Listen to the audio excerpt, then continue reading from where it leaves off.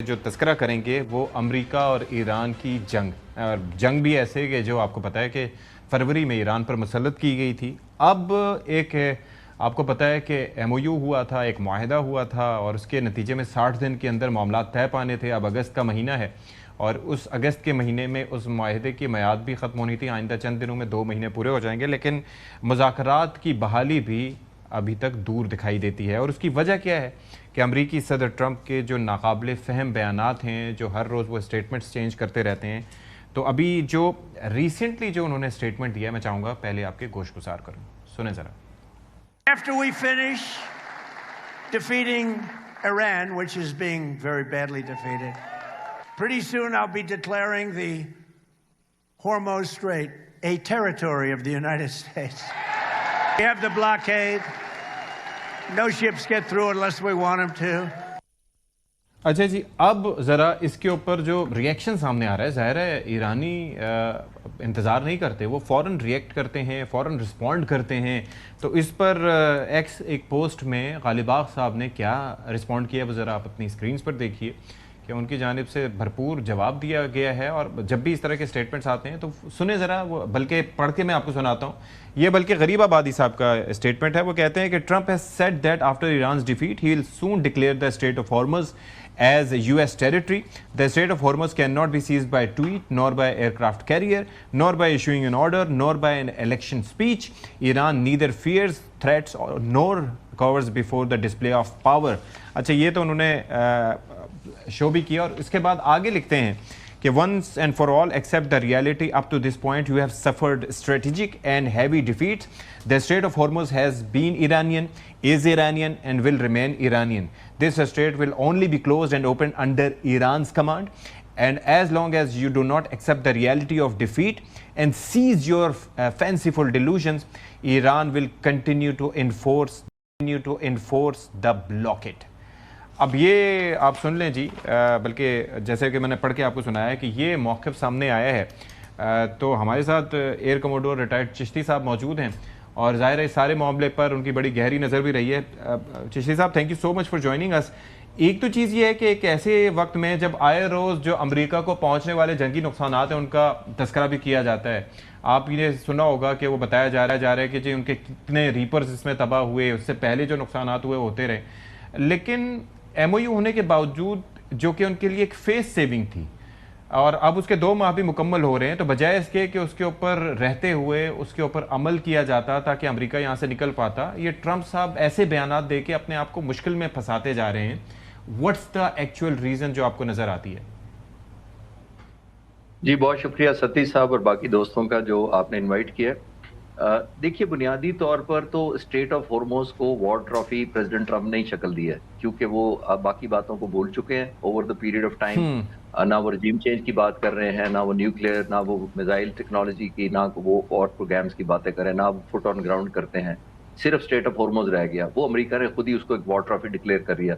एक ऐड करें उसके अंदर एलिमेंट ऑफ ह्यूमिलेशन जो रिपीटेडली वो करते रहते हैं ईरानी लोगों का, और वो समझते हैं कि मैं आपको एक दिलचस्प बात बताता चलता हूं कि जो स्टेट ऑफ हॉर्मोज बुनियादी तौर पे एक इसकी ज्योग्राफी अमेरिका ने नहीं पढ़ी, और इनके एक मार्क ट्वेन, एक इनके फिलोसफर थे, कोई 125 साल पहले फौत हो गए। उन्होंने कहा था कि the American learn the geography through Wars, और आज मैं फिर 125 साल बाद देखता हूं कि वाकई वो ज्योग्राफिया ये है स्टेट ऑफ हॉर्मोज का, जो रेट मैं उससे बेहतर समझा पाने की कोशिश में करूंगा। जो स्टेट ऑफ हॉर्मोज सती साहब ईरान की तरफ है वो 30 से 70 मीटर गहरा है, जो कि लोडेड जहाजों, जो बहरी जहाज हैं, उनके लिए सूटेबल नहीं है, बिकॉज वो नीचे जमीन काफी करीब आ जाती है। जो ओमान की तरफ है वो तकरीबन 200 मीटर गहरा है। तो ट्रेडिशनली खाली जितने बहरी जहाज आते थे जंग से पहले, जनवरी की बात कर रहा हूँ, वो तमाम के तमाम ईरान की तरफ से आते थे और ओमान की तरफ से वापस जाते थे, डेप्थ की वजह से मैंने अर्ज किया। और ये सिर्फ 3-3 किलोमीटर की एक पट्टी है जिसके अंदर ही गुजरना होता है उन्होंने, बिकॉज ऑफ डिफरेंट रीजंस। अब हुआ गया, जब पिछली जंग सीज फायर हुआ एमओयू के बाद, अमेरिका ने कोशिश की कि ओमान को मोटिवेट करे कि तमाम जहाजों को ओमान साइड से ही गुजारे आने और जाने के लिए, जिस पर ईरान ने, आपको याद होगा, कतर और सऊदी अरब के जहाजों पर, टैंकर्स पर हमला किया था। तो अब मैं बेहतर कनेक्ट कर पाया हूं कि वो एक न्यू नॉर्मल अमेरिका सेट करना चाहता था स्टेट ऑफ हॉर्मोज को ओमान के रास्ते, ताकि वो मिथ और जो जोम ईरान का खत्म हो जाए और वो लीवरेज भी खत्म हो जाए। जाहिर है कि जब स्टेट ऑफ हॉर्मोज पार्शियली खुल गई तो ईरानियन साइड पे किसी को जाने की जरूरत ही नहीं है। और वैसे भी मैंने कहा वो वन वे जा सकती थी, क्योंकि वन वे सिर्फ एंटर होते थे, तेल भर के वापस नहीं जा सकते थे उधर से। लेकिन चिश्ती साहब, द इशू इज कि जब ये हम इस पे बात करते हैं कि जब ये जंग मुसल्लत की गई थी तो उस वक्त तो हॉर्मोज खुली हुई थी। एक दिन पहले की 28 फरवरी से पहले की आप ट्रैफिक निकाल के देख लें, that was not even an issue. इसको इशू बनाया किसने? आप वो सारी चीजों से हटके बहुत बात कर रहे हैं कि जब हमारा मसला तो स्टेट ऑफ हॉर्मज है, हम उसको अपना ये अच्छा जिस तब ये तो हो गया। अब इसको अगर बहस को आगे लेके बढ़े, अमेरिका के अंदर ये बहुत ज़्यादा बहस चल रही है कि जो बाकी मानदा सवा 2 साल बनते हैं प्रेसिडेंट ट्रम्प के, उनको किस तरह गुजारना है। मिड टर्म तो आ रही है वैसे नवंबर में। अब वहाँ पे ये भी बहुत ज़्यादा बहस हो रही है कि जो है अब ज़हनी कैफियत किस तरह की है प्रेसिडेंट ट्रम्प की, उसके ऊपर अच्छा खासा कमेंट हो रहा है, सीरियस कमेंट हो रहा है। वहाँ पे साइकियाट्रिस्ट और मेडिकल एक्सपर्ट्स भी बात कर रहे हैं कि खुदा न खास्ता यही हो रहा है कि कोई वो ऐसी कोई सूरत हाल ना पैदा हो जाए कि दुनिया को किसी नए खतरे के अंदर वो ना धकेल जाए, ख़ासतौर पर हमारे इस रीजन को। ये जो कॉन्फ्लिक्ट है, एक बात आई फ्रोजन कॉन्फ्लिक्ट हो गया, अब इस तरह 1 स्टेप फॉरवर्ड 2 स्टेप बैकवर्ड ये बात हो रही है। फिर ये हो रहा है कि इस तरह चलता रहेगा, कभी कभार कोई हमला हो जाएगा।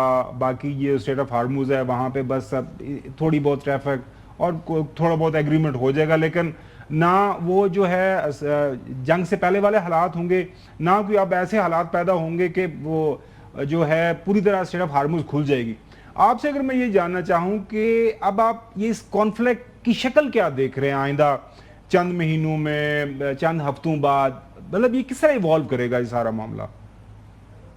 गुमन साहब, बहुत अच्छा सवाल है। इसके अंदर देखिए, पूरी जंग जो लड़ी गई है ना, वो 2 बातों पर लड़ी गई है। एक टू इन्फ्लिक्ट पेन और दूसरा है टू इंड्योर पेन। अमेरिका ने पहले इन्फ्लिक्ट की पेन, ईरान ने इंड्योर की। जब स्टेट ऑफ हॉर्मोज की बात आई और war trophy state of Hormuz बन गई, तो ईरान ने पेन इन्फ्लिक्ट करना शुरू कर दी और दुनिया ने और अमेरिका ने इंड्योर करना शुरू कर दी।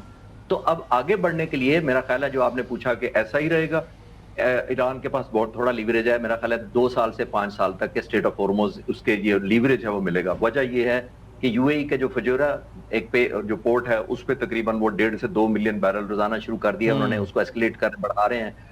फिर हमने देखा कि जाम्बू, एक सऊदी अरब की जो पोर्ट है रेड सी में, वहां पे 2 से 2.5 मिलियन से वो 4.5 मिलियन बैरल पर डे ले गए हैं प्रोडक्शन, और 7 मिलियन तक ले जा रहे हैं। जिसका मतलब ये है कि ईरान के पास बड़ी लिमिटेड अपॉर्चुनिटी है तो इसको कन्वर्ट करने के लिए। ऑन टॉप ऑफ दैट आपने देखा जंग में दुनिया ने एक न्यू फाउंड लर्निंग की, चाइना ने, जापान ने, कोरिया ने, इंडिया ने, कि ईरान की स्टेट ऑफ हॉर्मोज पर डिपेंडेंसी कॉम्प्रोमाइज की जाए, चाहे वो ऑल्टरनेट सोर्स हो, सोलर एनर्जी हो या कोई और तरीके हो। तो दुनिया आगे बढ़ रही है, ईरान के पास बड़ा लिमिटेड टाइम है। हाँ, प्रेसिडेंट ट्रंप के पास भी लिमिटेड टाइम है, जो आप कह रहे हैं, इलेक्शन आया खड़ा है। प्रेसिडेंट ट्रंप को ये चाहिए कि फौरी तौर पर एक एग्जीक्यूटिव ऑर्डर के तहत एक मीनिंगफुल मैसेज दें, एंगेजमेंट करके, चाहे एग्रीमेंट करके, जैसे भी। लोग बहुत सारे कहते हैं कि नहीं जी वो तो कांग्रेस से अप्रूवल चाहिए होता है, ऐसा नहीं है। क्यूबा पर जो सैंक्शन लगी हुई हैं वो कांग्रेस की अप्रूव की हुई हैं। क्यूबा पर हटाने के लिए कांग्रेस के पास अमेरिकी सदर को जाना पड़ेगा, लेकिन ईरान पर मोस्टली एग्जीक्यूटिव ऑर्डर के रास्ते लगी हुई हैं। अगर वो एग्जीक्यूटिव ऑर्डर एक दोबारा निकाल देते हैं तो वो हो सकता है। बहुत थोड़ी सैंक्शंस जो हैं वो यूएन के थ्रू लगी हुई हैं, और आप भी एग्री करेंगे कि यूएन में अगर अमेरिका खुद ले जाए कोई रेजोल्यूशन इसको रेस्क्यू करने के लिए और फेस सेविंग देने के लिए, तो ना उसको रशिया वीटो करेगा, ना चाइना करेगा, इंग्लैंड और फ्रांस तो बिल्कुल ही नहीं करेंगे, क्योंकि उनकी तो अपनी लेजिटिमेसी क्वेश्चन मार्क हो रही है कि वो बने क्यों हैं, और उनकी लीवरेज 1986 से लेकर आज तक फ्रांस ने शायद एक वीटो भी नहीं किया।